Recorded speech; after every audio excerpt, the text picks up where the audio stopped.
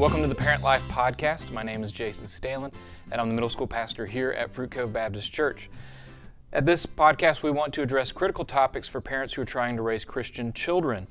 This week, we're going to talk a little bit about students who are graduating, high school seniors. It was actually in person this year for many of them, and now we're going to begin to transition them from living at home possibly to now going away to college or being in college yet still living at home and mooching off mom and dad, whatever that looks like for your family. And so joining us today, I've asked Dan Elkins. He is the high school and college pastor here at Fruit Cove.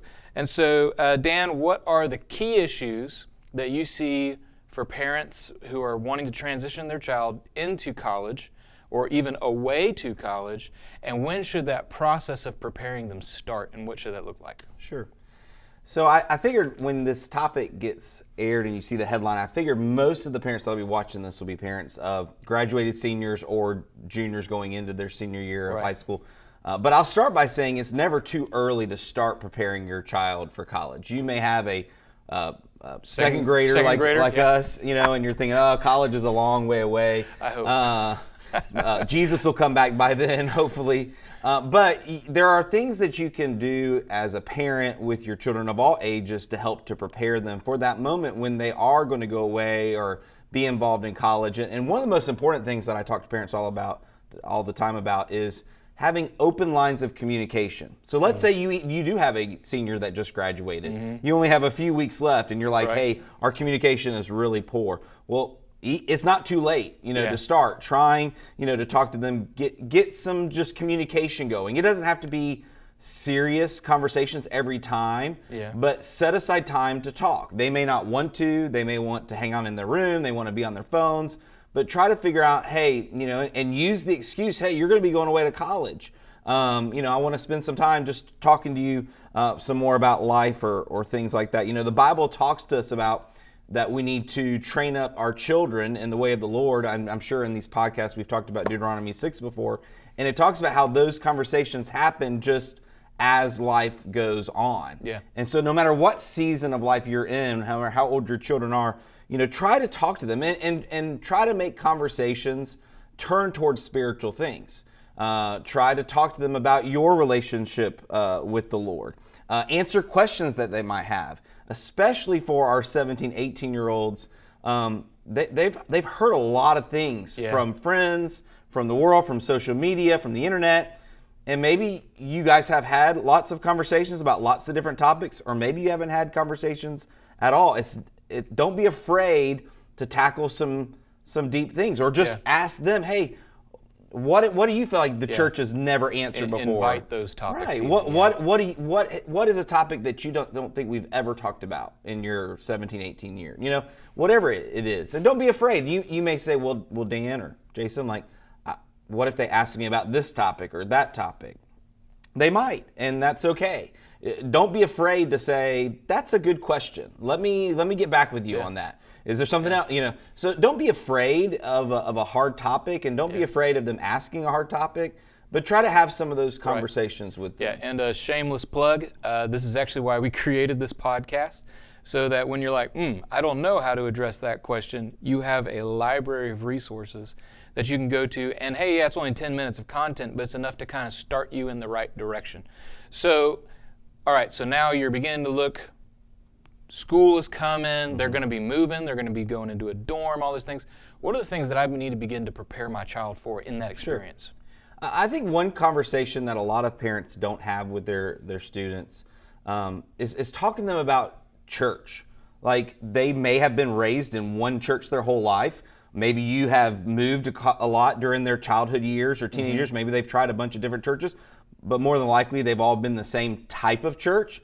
So I think having a conversation about what a good church is, like what would you be looking for? Right. Are you just going to church wherever the 2 or 3 or 4 or 10 friends that you have go? Or would you actually look up what they believe, the emphasis of the ministry of the church, the pastor of the church? Talk to them about those questions. I know a lot of parents of college students that are going away their freshman year, they'll go and check out their dorm with them, and maybe they'll stay over a weekend and they'll go visit a church on a Sunday, which is great.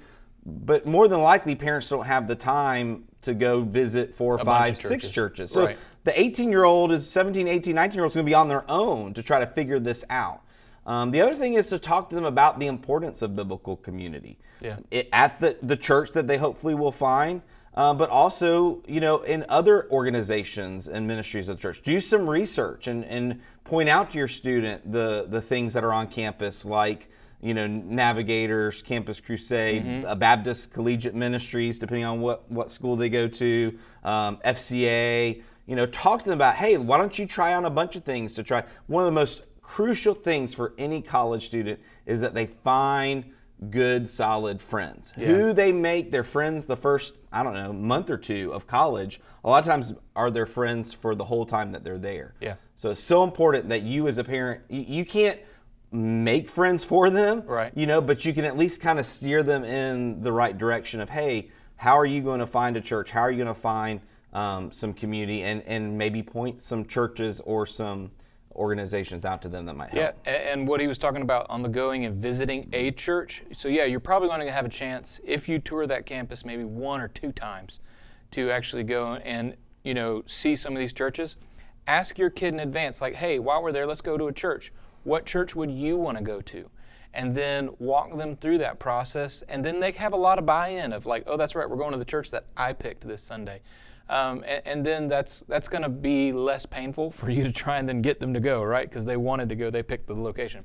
So, okay, so then final thoughts, Dan, for parents who are preparing and they're feeling anxious because you've been making all the decisions, you've been waking them up, making sure they actually got to class on time and things like that. And we know that our kids are going to make mistakes when they get there. We know that as a parent, they're not always going to be on time to every class. What are the things that you would like to suggest to those parents?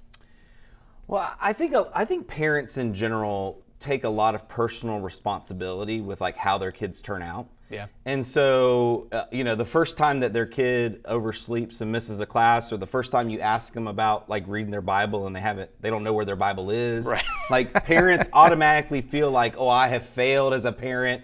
I missed that, event at church when they were in kindergarten and it ruined them for the rest of their life. Right. Like, don't take so much personal responsibility that you did something wrong. It's all part of life. Like, they are becoming their own individual. They are making their own choices. Sometimes you learn more from mistakes that you make. And the consequences, right, than making every decision right. Yeah. And so as a parent, again, you just want to be involved in your student's life. You don't want them to feel like, oh, well, now that they're out of the house, now that they turned 18, now that they're in college, that I'm just gonna, that I'm gonna kick them out of the nest and they're just gonna have to fly on their own. Be involved in their life, right? Write them notes. Have a time of the week where you do have a check-in type moment where you say, hey, is there a time during the week that we could just take 5 minutes and just kind of catch up? A lot of students feel pressure that their parents want them to call them every day or 3 or 4 times a week, and then when they don't do that, the parents make them feel bad that, well, you haven't called me. Well, talk to them about it. Like, try to figure out their schedule and when might be a good time. Make it more easier for them to find time to talk to you than you saying, hey, can you call me at the perfect time? But really, just as a parent, just being a resource and being available to them to answer questions, to help them, when they do make a mistake, and, constantly pointing them to Jesus. That's what hopefully we've tried to do during elementary and middle school and high school years, is teaching them how to pray, teaching them how to read their Bible, teaching them to be thankful. And I'll say this as we close. I started at the beginning saying it's never too early to start. It's also never too late. Right. Somebody might be watching this and they might have a junior or senior in college. It's never too late to try to open up those lines of communications more. It's never too late to try to encourage them to be involved in a church or a community. It's never too late to just be praying for your child and giving them scripture and pointing them to Christ. Ultimately, we've got to trust that the Holy Spirit is working in their life just like it worked in our lives when we were their age. And as parents, let's just do the best that we can to be an encouragement and to point them to Jesus. Yeah. And I love what you said about keeping that open line of communication. I mean, parents, ultimately that is the ticket for you. When your kid goes off to school, they kind of have to call you, but they kind of also don't. And what we want is we want them to call you. That's what you want. You want them to be in a position like, man, I haven't talked to mom in a couple of days. I haven't, reached out to dad.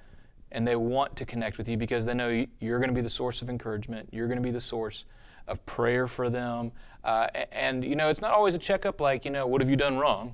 How many classes or, bad grades have you gotten or things like that. It's going to be, hey, just tell me about your life and things like that. So really begin to develop that habit now where you're just available for them. Anyways, I hope this was helpful. I hope you were taking notes. And again, it's not too early to start. Start having the conversations and inviting the topics now so that you can have those conversations with your kids. Again, please subscribe. Send this to your friends. You can respond to us at ParentLifeAtFruitCove.com.